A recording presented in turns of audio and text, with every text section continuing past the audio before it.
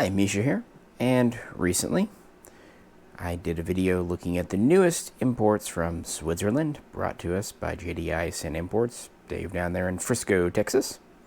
And I said at the end of that video I would do a full video on this gun, the new import here that came in tiny numbers and frankly everyone wanted.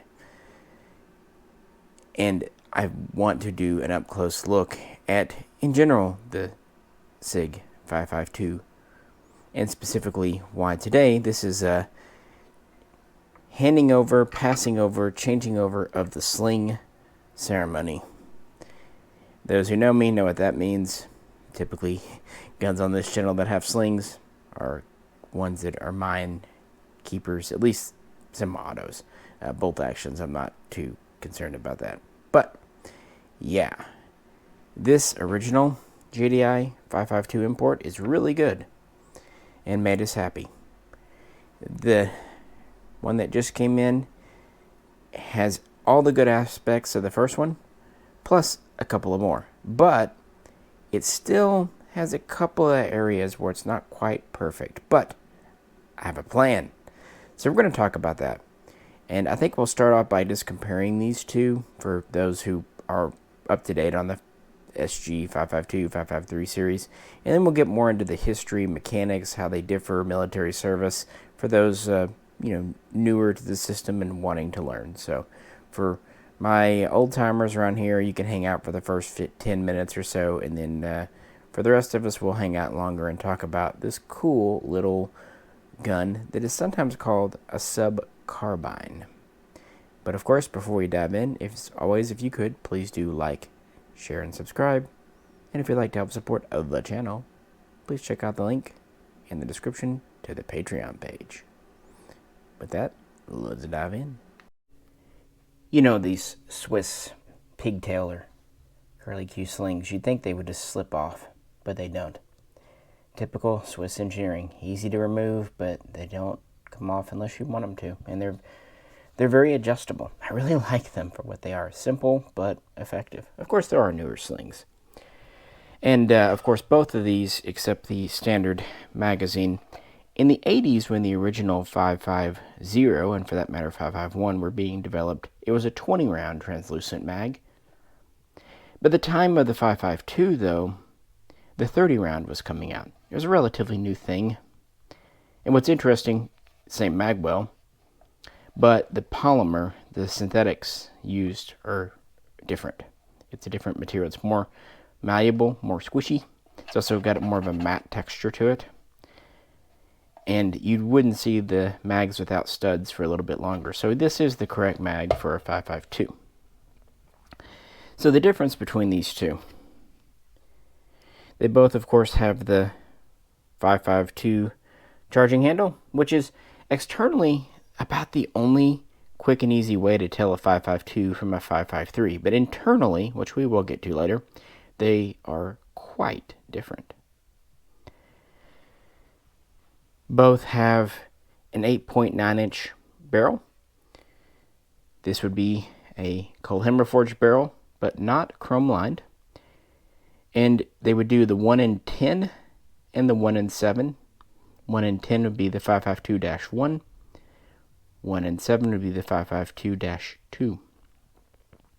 And actually, it was the 552 that was the first to have what we know today as a two-piece barrel, which is fancy SIG speak for removable flash hider. Before that, your 550s, 551s, they all had single-piece barrels.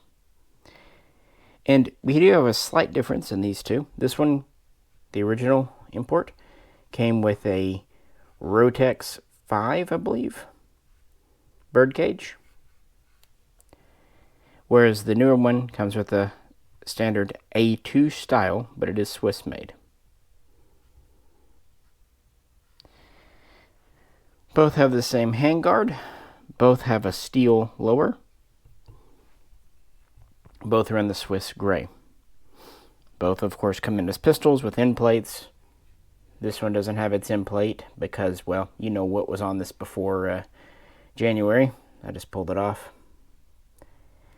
But, of course, we come to the big difference you've noticed. The original imports came with the Picatinny top rail, the 1913 rail. Now this is a good rail. It is kind of riveted and welded on, and it actually features dual sling loops in the back and a very actually decent flip up sight for backup. And originally this came with the little flip up blade front, but because the gas block dovetail is the same, I had put a fixed front sight with folding on it. That's because in the rear I had a clamp-on diopter, and that was my solution to the sighting issue. Not perfect, but at least it gave it the right look. Of course, the newer import comes from the factory with the front sight and even the night paddle, and we get the traditional diopter with the single sling loop. We have the Swiss cross up here. This does have the dovetail mount for a scope rail, so you can still put one on. The downside is you will need a scope that can go over the diopter. These are pretty low profile diopters, so it's not the biggest deal, but you would need a cheek riser for the stock to really use an optic. Whereas on something like this, a cheek riser would not be completely necessary. Now, I want to say this. The 552 was introduced July 1998. When it came out, diopters were the standard. However, it was produced up until 2008. Some say 2007. Either way, roughly a decade. Towards the end of the run, I believe around 2003, 2004, they introduced a Picatinny rail as an option. So you could still either get it with diopters or a pick rail. So the second half of 552 production was either or. The first half, though, was diopter sights, and that's kind of the iconic look. There was another addition to the line we'll talk about in a minute, but I think all of us, for this little Commando length, prefer that. By the way, the sight radius is pretty good. It's 14 inches. Without a stock or with the stock folded, this gun is less than 20 inches long, so they're utilizing most all of the gun's length except for, the barrel sticking out and a little bit back here. So they gave it as good of a sight radius as they could. It's also worth pointing out, this is the same style of diopters we see on other guns, but it is actually calibrated. The 552 diopter is a different style, different sizing compared with the standard 550 or even 551. So it is specific, and the front sight too has different sizes to work with the proper barrel length or even twist rate. SIG gets very, very into all that. Flipping these over, we come to another thing. The original guns are properly marked 552. That's about it. This, we'll call it special batch or limited batch, though. We have not only 552, we get the 552-2P, which is kind of the classic look. Plus, we have the Commando name. I don't know if it's a Commando, it's a Commando. I think that it's what's in a marking. The thing is, this isn't something you could do yourself. I mean, I guess if you were very skilled, you could remark a gun, but who wants to remark a gun like either of these? So it's nice to have the factory market. Same goes for the diopters. There would be no really good way to remove this pick rail and then put a diopter on top and have it look right, including the Swiss crest. Basically, while the front sight's easy enough to change out, the receiver stuff, if it doesn't come from the factory that way, you're stuck. And these were good. I should point out that the initial prototypes or samples that SIG sent over to JDI for the 552s back in 2021 when these first came in. They were supposed to be 2020, but SIG. They were diopter sight guns.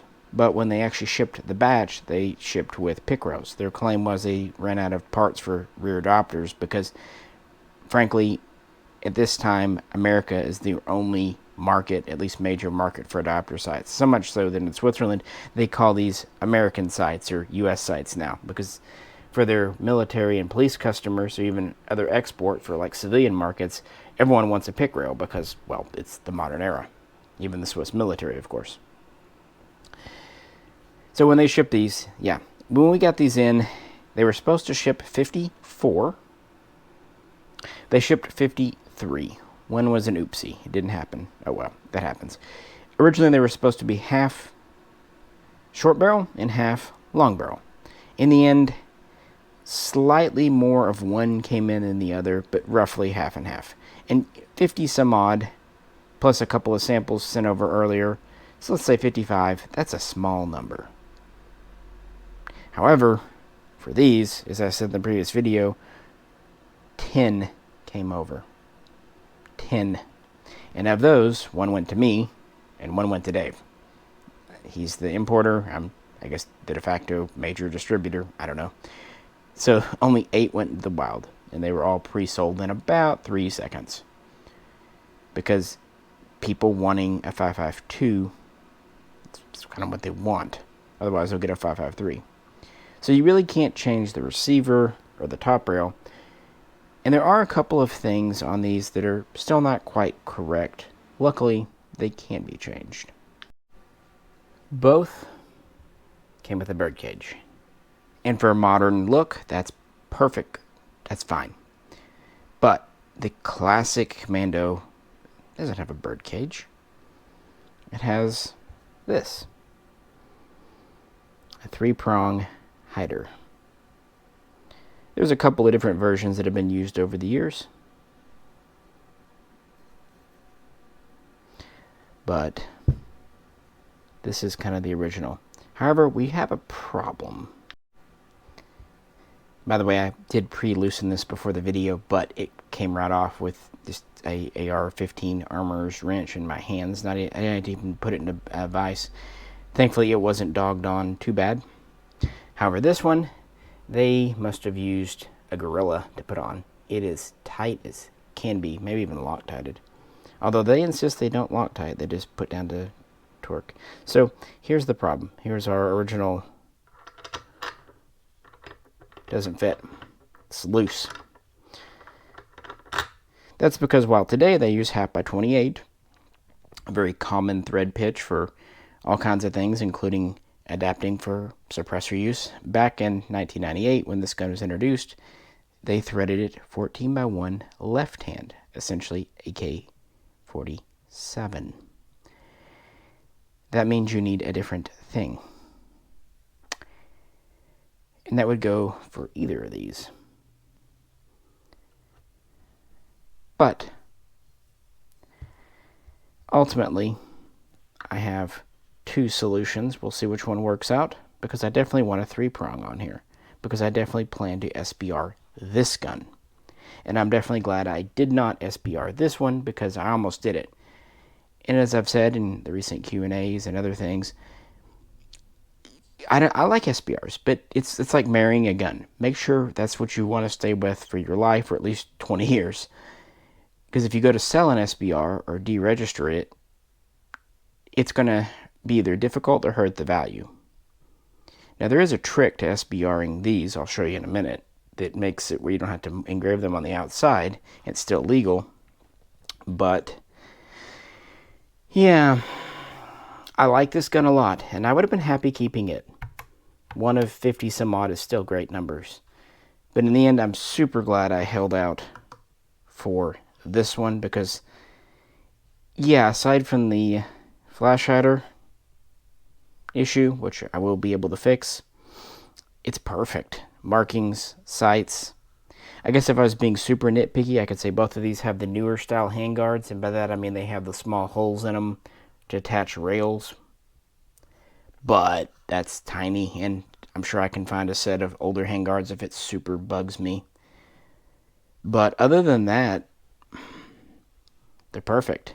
And of course, they come in as pistols with these end plates on. But that is easy to rectify as well. Right there, little pin. Now in the past, I would have just put a brace on one of these and then thought about SBRing it like I did with this one. Now though, my choices are, at least for the time being, which I really think will change, keep it as a pistol, which is not fun, or do this, at least until the SBR stamp comes back. If that took me a minute, it wasn't much more. It's very easy to do. Back here, get a hole, just get the right size punch, and not even a heavy hammer. Just push this roll pin down. Very small. It's not welded or anything. Then you can pull this pin out. This is a standard stock pin with a hole drilled in the middle for that blind pin to go through. Some people really want to replace these, and I get it, but according to SIG, they said a couple of years ago, these are perfectly fine to use, again, for stocks. So don't argue with me. That's what SIG says. It's the same pin, they just have a small hole drilled in them. So if you get another pin without the hole, fine, use it. But if you don't have one, this is sufficient and strong enough, I'm sure. You could always fill that hole with something if it super bugs you. But if you hit it hard enough to bend it in the middle, you're doing something else wrong. So once you take those pins out, there's this end plate. It just slides off. It fits in just like a stock. There's this, which is kind of a faux latch. Doesn't move. Pivot. It's lightweight alloy. And that's it. And then we have a standard rear here, just as on this one. So I'm going to put this end plate on this gun, just so it's not naked and potential, constructive intent.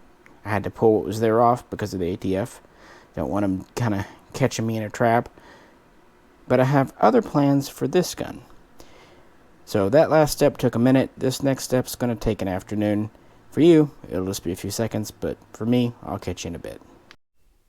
Well, I'm back, and frankly, that went very easily. Got the alloy plate back on the original 552, so it's fine. And of course, you know what I was doing here. Buttstock. And there's a washer that you use for these stocks. Sometimes getting that lined up can be a bear.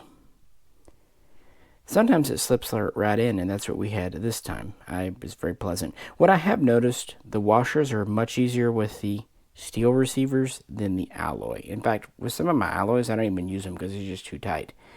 And you don't have to have that washer. That's just to make the stock itself a kind of tighter fit. See if I can get it here. And this is a nice tight fit. It basically means it doesn't flop around. It can kind of stay. Without that washer, it might flop more. And of course, that folds forward and can lock into your handguard. What I do when doing these pins, I keep the stock free. I kind of wiggle it back and forth to get the holes lined up, and then it usually just slips in. Go slow and steady. You don't want to mar up your gun if you don't have to. And of course, to let that stock be on there, I installed an extension, actually a faux suppressor. This suppressor, well, at least the outer sleeve, has been on a lot of guns. It just bolts on, has 3 set screws, and they go on an inner core, which is just an alloy threaded 1/2x28. I bought a ton of these cores from MFI back when they were making them and just threw them in a box because they were dirt cheap. I didn't buy as many external suppressors because these are reusable. The inner core, frankly, once you pin and weld it, you might get 1 or 2 uses out of it, but eventually it's just trashed and you gotta let it go. But got it pin and welded on, at least enough for now, temporary, which, I plan on SBRing it, but I want to be able to shoot it as is. And it's another thing I recommend with SBRs. Before you file the paperwork, before you marry it, shoot it. Make sure it runs, make sure there's no defect. Because even with SIGs, HKs, FNs, it's always possible. And you don't want to have to transfer a Class 3 gun for warranty repair if you don't have to. So I did that. Put it on. This is actually, the tube inside here is meant for an MP5, which has about a 8.3 to 8.5 inch. So with this having an 8.9, plenty long enough. We're probably close to 17 inches, perfectly legal. That is one benefit of these being threaded half by 28 instead of 14 by 1. You can easily find extensions for it. So here it is for now. Eventually I will SBR it. And I have two ways I'm going to put on a device then. One, there is a half by 28 3-prong Rotex available in Switzerland. I'm going to try to pick one of those up. If that fails though, a long time ago I took one of these and basically welded it up and recut it because it is, larger, for half by 28. So basically re-threaded it from 14 by 1 to half by 28. And it worked perfectly well. Well, I didn't do it, my gunsmith did. But if all else fails, I will just re-thread this thing and put it on. And once that's on there, you won't know if it's threaded one or the other. I might even find the handguards without a hole. Although, again, to be fair, by the time the 5.52s were coming out, rails were starting to become a thing, so I may just leave them, not even bother with it. But for now, this will be the initial shooting configuration. And since the 5.52 SB and 5.53 SB are often run with a suppressor, I don't think it's bad. And this isn't the first time we've seen this done. In fact, while the guns brought in by JDI are the only factory new official 5.52 pistols brought over, eons ago, over a decade ago, there were some police trade-in 5.52s. They were semi-auto, safe trigger packs, but they were short barrels. And they were used, and then they were sold off as surplus. I believe it was on the Midwest website. So to make them legal, they put on an extension. Why they didn't sell them as SBRs is complicated. It gets into the 1968 gun control and the whole reason they were imported. No reason to get into that now. But this was essentially those. This is how they looked. This was their configuration. Short barrel with an extension permanently affixed to make them legal. I really wanted to get one of those. But back then, they were $4,000. And they were used. Some of them quite well used. And some guns I like finish wear. My PE90, which we'll probably see in a minute, has finish wear. The issue with the 5.52 though, it had some failure points, at least over the long haul, especially when fired in full auto. In fact, there were two main ones we'll talk about. I just didn't want to put that kind of money in a gun only to realize that it had a wear point, a defect point. So I could not do it. If it had been cheaper, or if spare replacement parts had been available, either one, I would have picked it up. But it wasn't the case.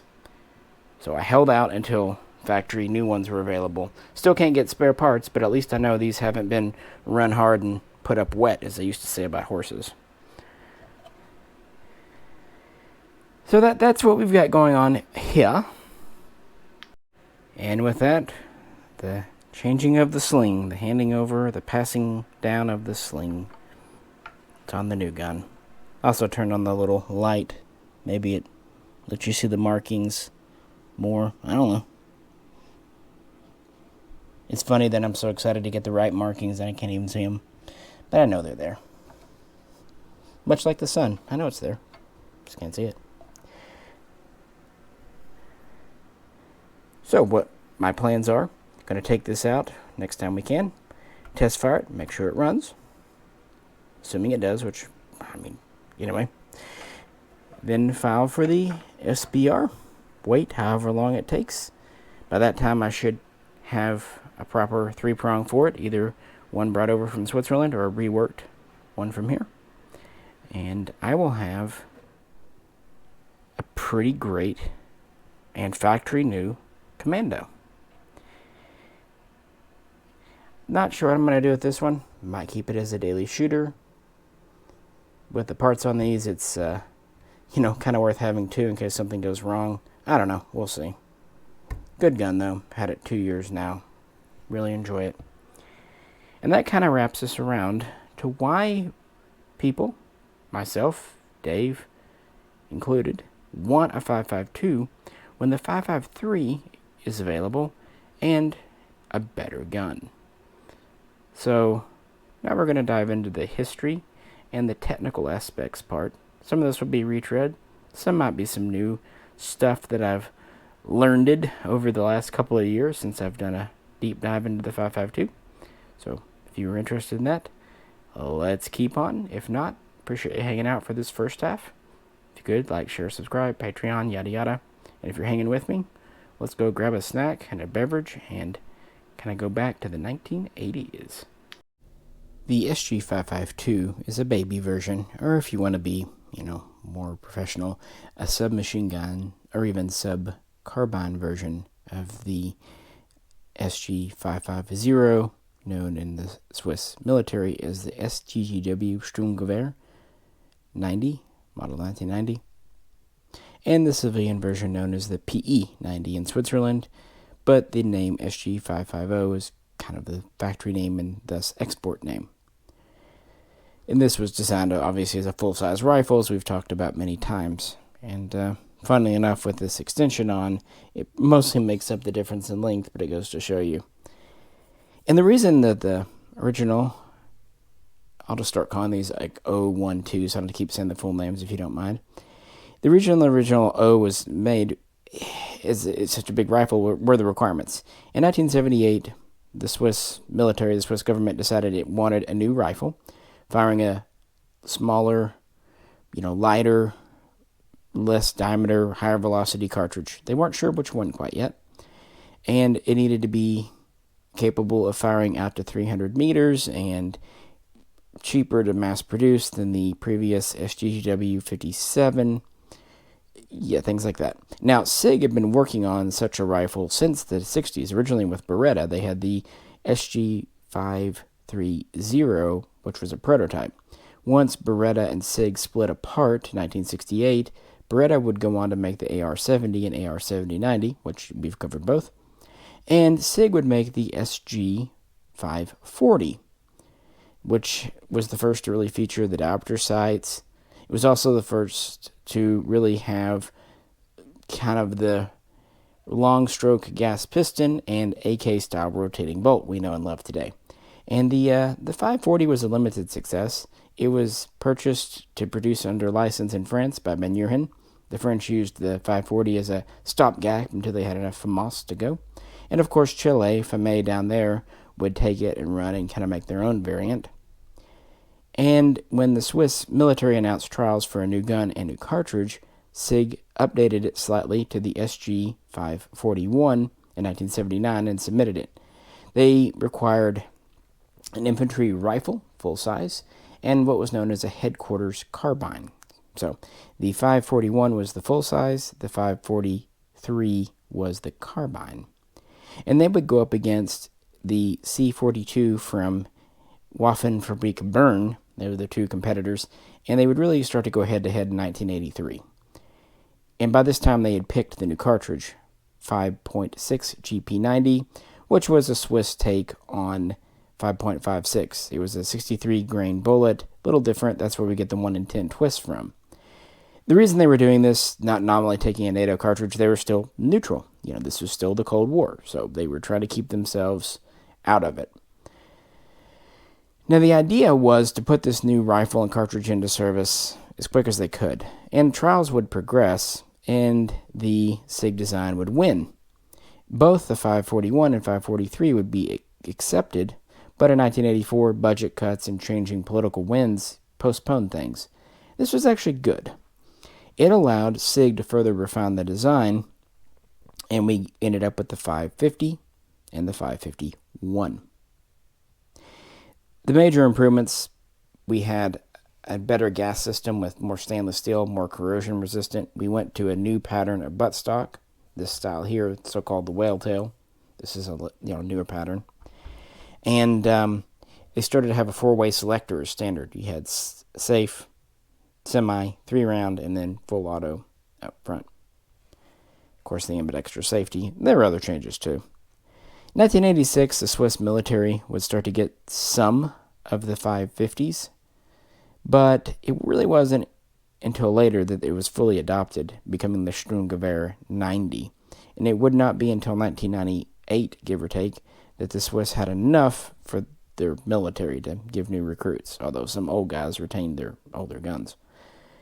And the 551, the headquarters carbine, well, it passed trials and was nominally adopted, but in the end, because of, again, more budget cuts in the 90s, it never really went anywhere.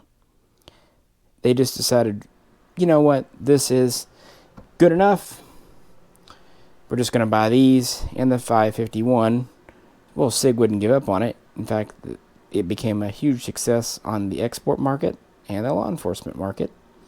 And for a brief time, you could get both semi-autos in America, but then the 1989 ban came through. Well, that gets us to 1998 and our 552.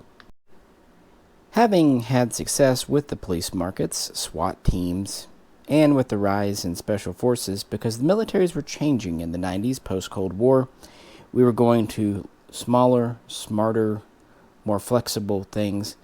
They wanted what they considered a Commando Sub-Carbine. So they took the basic pattern and, well, shortened it quite a bit. Our standard 550 has a 20.7-inch barrel, later 20.8 when they added the internal threading. Diopter sights, of course, it's good for quite long range. We've got a bipod, very full-length gas system, folding stock. Overall length is not quite 40 inches, depending on which exact variant you have, 39 point something, with the stock deployed. And when you fold the stock, you usually drop off 8 or 9 inches on these guns, sometimes a little more, goes to show you. And the weight, because of everything going on, is about 9 pounds.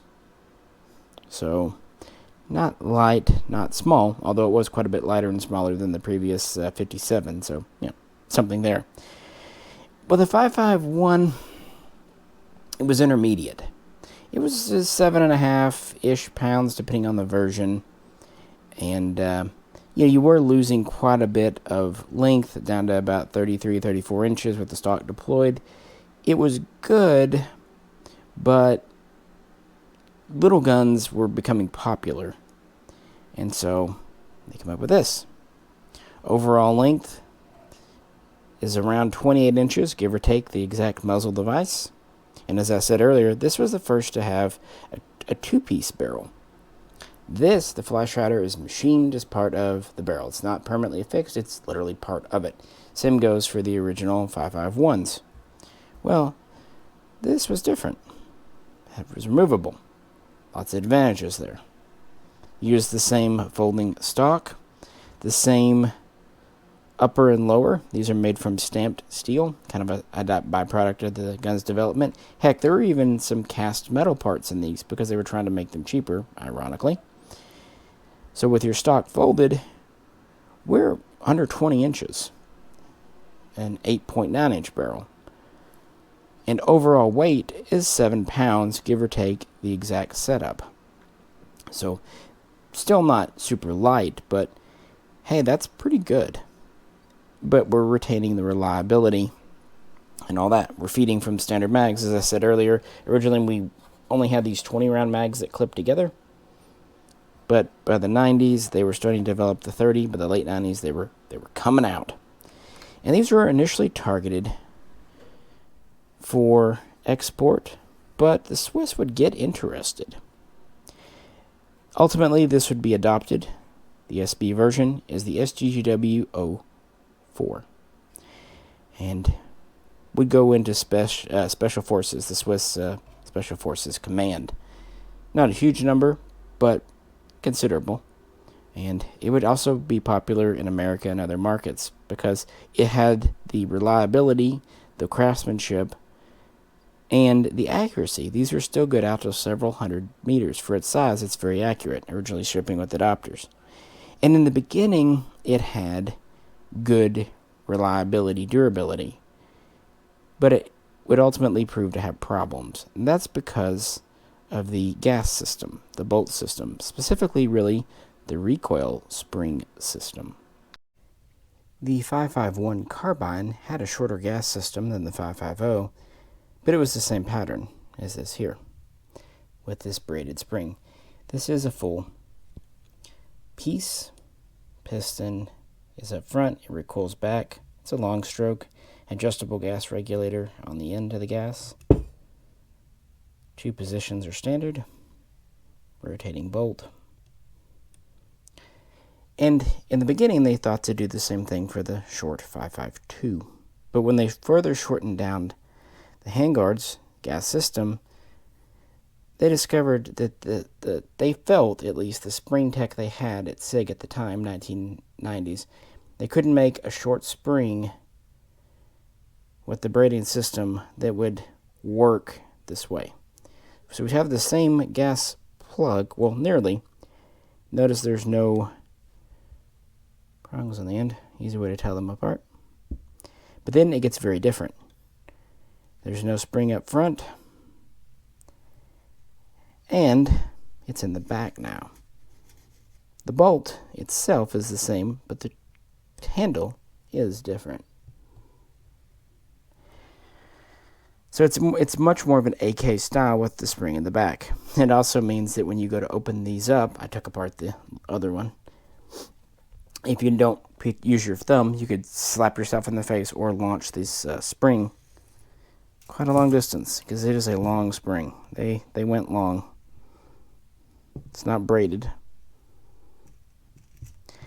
But this new system, well, that's where our failure points come from, because that's the mechanical difference between the two guns. It's also worth pointing out that that required a larger opening in the front trunnion as opposed to this, for this larger thing to go through. And of course, a different gas tube setup. So like I said at the beginning, the differences are internal. First off, the spring, or rather the guide. This spring is captive, and it's around the gas piston itself. No problems there.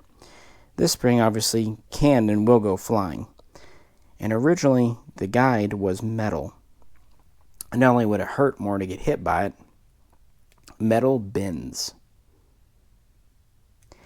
Which meant if this bent, your reliability would go down.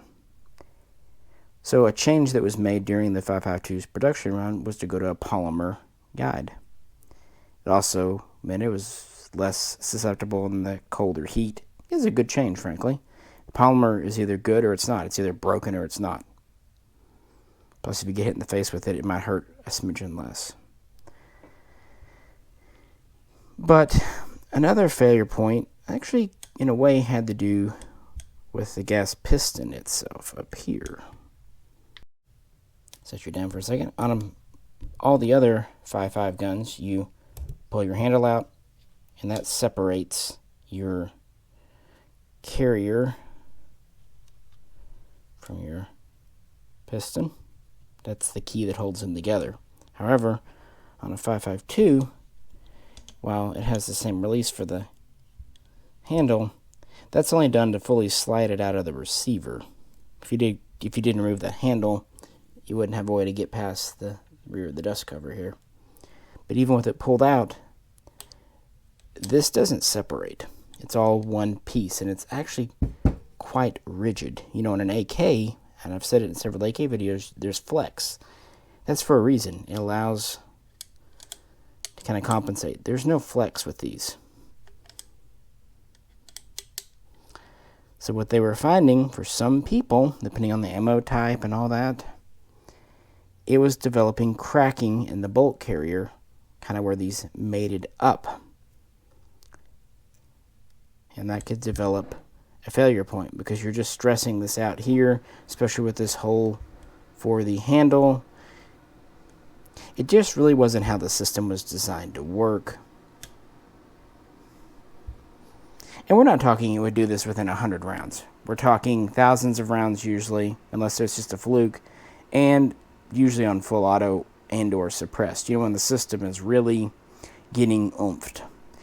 I will say, though, the 5.52 system, because of the recoil spring placement, does seem slightly better balanced and slightly smoother and less on the whole felt recoil thing.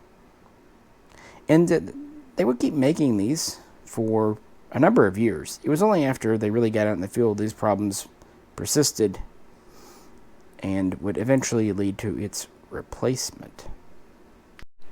Enter the 5.53. And this is just the upper. You know exactly why. It's just an upper right now. We don't need to go into it. Ironically, this was actually just shipped from Switzerland as a upper kit. So in 2000, SIG became SAN, Swiss Arms Neuhausen. Name change, the building didn't change. Ownership always changes hands with companies. Same reason IMI and others changed their names post-Cold War. It happens even in Russia. Doesn't matter, same factory. Well, this was one of their first projects after changing hands to try to address the 5.52. And they started working with the 5.53 around 2007. And by 2009, it had replaced the 5.52 in the catalog, and for that matter, within the Swiss military. It was adopted as the SGGW-07. And really, this was what they wanted to do from the outset. Make a short gas system version of a 5.50, 5.51. So here they all are laid out. 5.53 in the middle.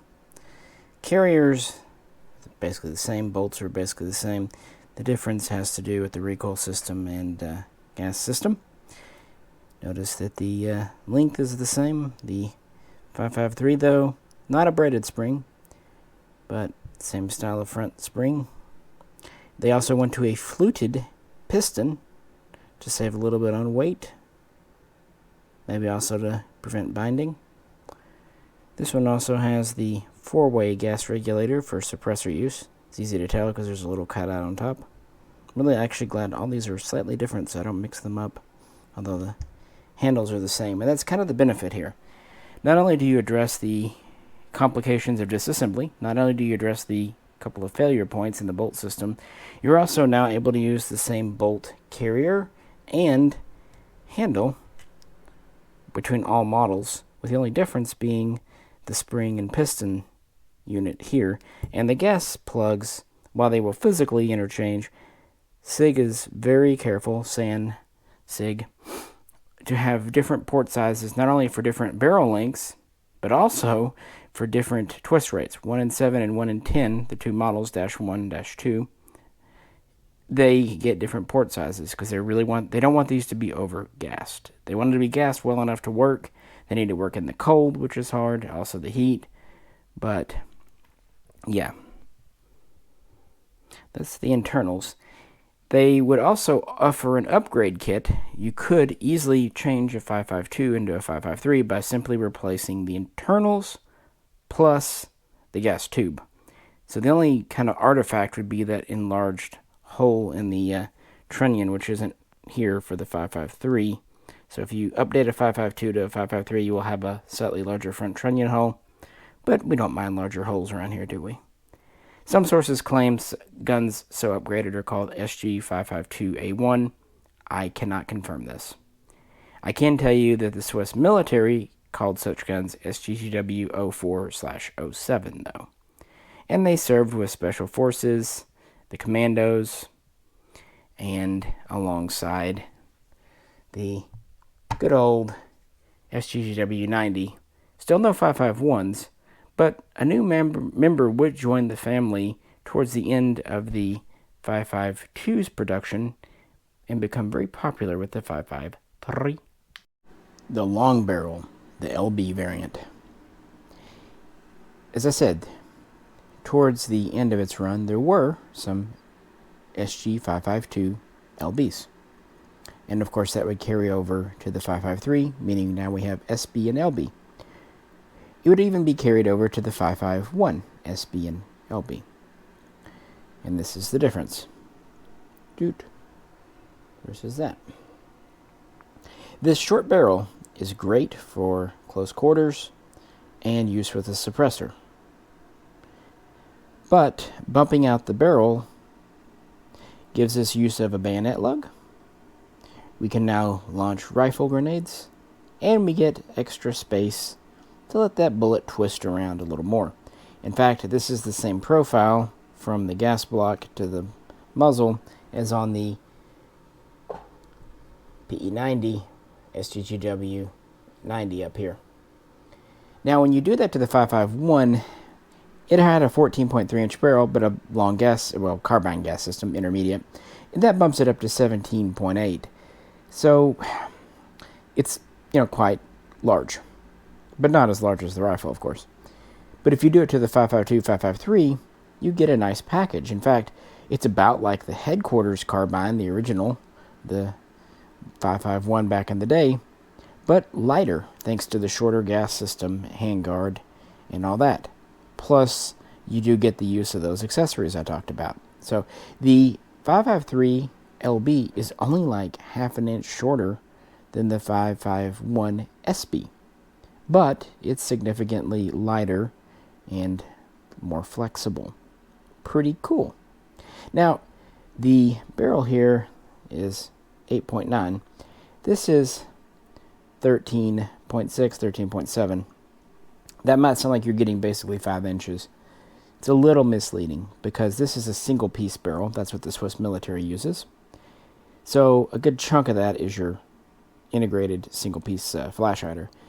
Realistically, this is about an 11.9-inch barrel, so it's 3 inches more rifling. Still good though. I mean, 3 inches, that's already a third longer, and it gives a complete rotation in the 1 in 10 and nearly 2 in the 1 in 7. And there is a two-piece version of the LB with a removable flash hider with 1/2 by 28 threads. At least all the ones I've ever seen are 1/2 by 28, but those are more for the export and civilian market. Military, they do single piece. That's because these really aren't expected to be suppressed. These patterns fulfill two very different roles within the Swiss military. The SBs, 5.52 or 5.53, are special forces. The LBs, by and large, are carbines. Typically, one is issued per squad, usually goes to the NCO or maybe a lieutenant, and everyone else gets the long rifles. So they use these the same way you use our M4 carbines. It makes sense because, it's not that far off. And you're still doing it, and not a heck of a lot over 7 pounds, at least not before you start accessorizing, once you start adding things. And with the 5.53s, this is when we start to see the rail become a standard thing. This is the optics. We have the blade front sight. This was the sight that was originally on the other 5.52. One thing I should point out, I said earlier the charging handles are interchangeable all the way back up to the PE90. That's still true, but the original guns, the charging handle is upswept, so you can reach it easier from other sides. With the newer guns, once you go to the rail, it's horizontal, so that it doesn't interfere with an optic like up here. If this were upswept, it may not hit your optic, but if you go to charge it, you might hit yourself against the optic. So newer guns have a straight charging handle. The older 5.52s, though, it's upswept. I'm uncertain if the railed 5.52s that were sold in Select Fire had a straight or upswept handle. The ones that were produced for the U.S. market for JDI have the upswept. But that's because these parts, the internals, are all original late 90s, early 2000s productions. Dave, while visiting the factory in Newhausen, found them in a crate in the basement, unissued, new parts. I had them over here for the other one. Oh, well, you know what I mean. So the internals are kind of new old stock from 20 years ago. But things like the semi-automatic lower and the barrel are current production, as you would want. But SIG has a pack rat mentality, just like me, so that's probably why we get on well. Never throw it away. You never know when you might need it. So he found, I think he said a total of 80 kits or 110, I can't remember, in the basement. And of those, roughly 65 got built up and exported to America. The other ones got exported to other places within Europe. That also means that I don't think we'll see more. I doubt they would restart the 552 production line just to appease a few collectors, because realistically, in every way, the 553 is better. More interchangeable parts, doesn't have the failure points, same manual of arms for disassembly. I really do love how easily these come apart. The only thing, as I said a minute ago, maybe the 552 has a little bit nicer recoil impulse, but that could be down to ammo or gas port sizing, so But they're not going back to the 552. The 553 is the same gun, just product improved. Which circles us back around here at the end to the original question. Why the hell would any of us really want them? If the 553 is better, why 552? Well, as Nuttin Fancy would say, and he's not exactly my go-to source, nothing against him, just not really my thing usually, but when a man's right, hey, a man's right, and it is definitely second kind of cool. That's why we want these. Not only does the Commando, for older people like Dave and myself, the Commando kind of completes the set. 550, 551, 552, 553. That's how numbers work. Kind of clever marketing for SIG, too. Not sure they didn't intend it, but yeah. The other reasons, these were the guns that police. This was the hottest, the newest gun years ago from SIG, and we couldn't get it. There were some semi-auto 550s and even a handful of 551s in America. And some police trade-ins. Mike Ott had some. Quite around 100. But the only 552s available, unless you tried to build your own from a kit, were those Midwest guns, which were unknown as to the round count and treatment. For other people, maybe younger, the 552 was and still is in a ton of video games. It's like video game producers didn't get the memo. It was replaced by the 553. And so this gun hung along in video games longer than it probably did in real life and real production, which is kind of funny if you think about it. So there's that. And it is just iconic. But if you're going to do an iconic gun, you need to do it all the way. When those came in with the rails, frankly, we were happy, but it was irksome. The 553 is the rail gun. And that's why initially I tried to put this style of sight on the 552. This is the diopter set.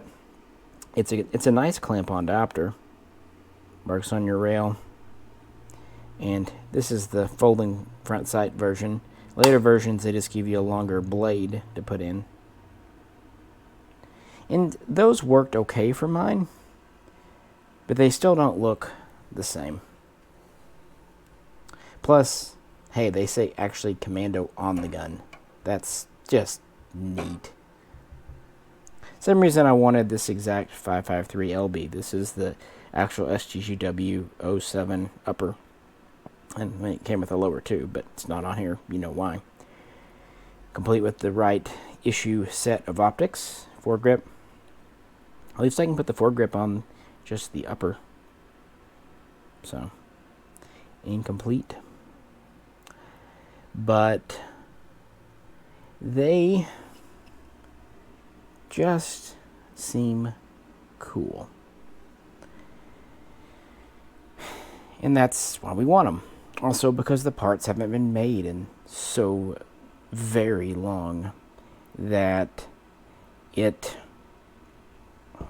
we know we're not going to ever get any more. It's a one-shot deal. And to SIG's credit, they didn't jack the price up. It's no more expensive than a 553. The problem was getting one. It was hard enough when there was only 50 some odd in. 10, I never would have got one except for Dave being a pal. So, do what you do. But that is our set, guys, and the new 552. Next step will be shooting this, and then if all goes well, SBRing it. And I definitely SBR the 553LB because it's exactly right. I'll never do better than it as far as the issue gun. And actually, I keep this upper kit in its case along with it because in the Swiss military, sometimes they'll issue both uppers to go with the lower. I've seen the SGGW-07 be the LB and the SGGW-07K be the short B barrel. Can't 100% confirm that, but yeah. This, by the way, is the newer style of Rotex. The later guns actually even just have the birdcage. The newest SGGW-07Ks are threaded half by 28, but this is a slightly older one that's still 14 by 1 left hand. But if you want to SBR one, which I encourage, you might be wondering what to do about marking, because you have to engrave. That's just a thing. Never heard of anyone getting in trouble for not doing it, but I'm not going to be the first. But the place to do it is on this underside. Plenty of area on this side here for an engraving. Nice and flat, too. You can do it up here as well, but down here is better. And the reason you can get away with that, all you have to do to see that is push this push pin out and flip it open. That's okay, because no tools are required. And that's not just me internet lawyering it, trying to say, no, this was requested if it was legal by Mike Ott, and the ATF said yes. Since it doesn't require a tool to access, it's readily accessible, you can see who did the SBRing, it is okay. So, there it is. It is an approved way to engrave these without marring the external. Fun fact too, Swiss military guns aren't marked SGGW anything. They really just have a serial number and this Swiss cross on top. They also have a SIG roundel on the lower there. But that's it. Only the export guns, semi or full auto, have the 55X markings. Just thought I'd point that out. So, I thought I would share with you. These are all long sold out. And I wish I had enough. I wish I had 100, and I'm sure Dave does too. I had so many people asking for these months before they even came in.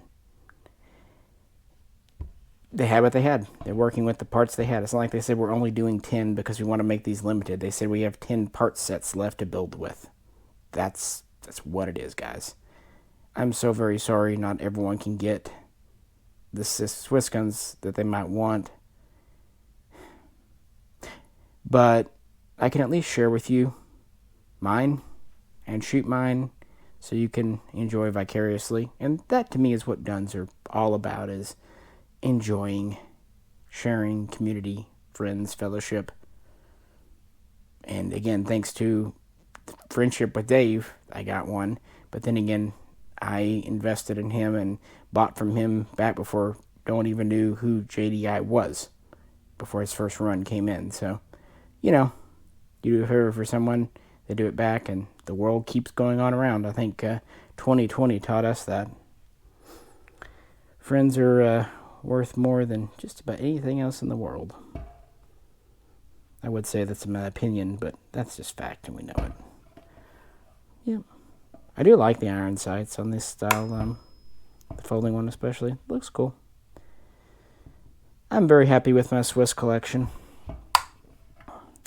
I will probably stop here. This is enough for me. I don't need every sub variant. I'd go mad doing that. But it's enough to get to enjoy them and inspect them, see the differences. I love details. You may have noticed. Well, guys, I'm going to wrap this up. If you could, please do like, share, and subscribe. And if you'd like to join over on Patreon, we've got some kind of cool new channel news and updates. We just did a Q&A, as I mentioned. We've had some bloopers and outtakes and fun little things, some stuff like that. And Fox is going to start posting kind of behind-the-scenes photos and maybe anecdotes, maybe him singing. Who knows? But since we've had quite a few action videos lately, I thought just a calm at the table video looking at a cool new variant would be fun. Plus it's raining outside, so what do you do? This is Misha, and on behalf of Fox and everyone else, we will catch you very soon next time.